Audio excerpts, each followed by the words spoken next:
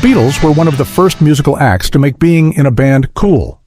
This pioneering status, paired with just under a decade's worth of chart-topping hits and international stardom, made the band's official split in 1970 all the more jarring, to the public anyway. The Beatles repeatedly said they saw the split coming, and John Lennon was no exception.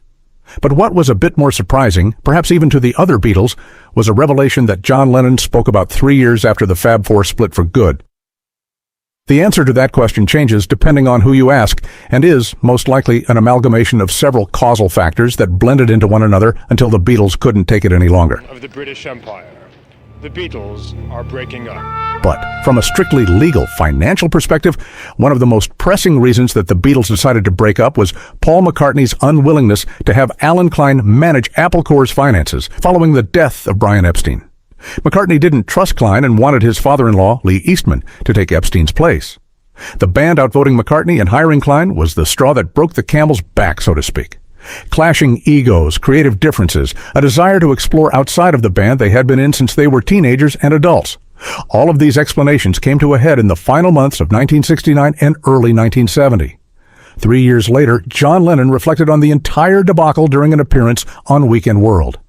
"They're always trying to pinpoint what happened," he said. "Why the Beatles split up, right? Well, the Beatles were splitting up themselves. Disintegrating is the word for it.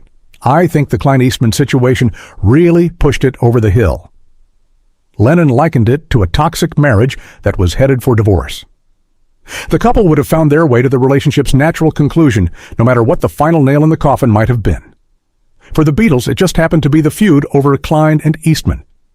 John Lennon, George Harrison, and Ringo Starr continued to work with Alan Klein after the dissolution of the Beatles, but those professional relationships didn't last long.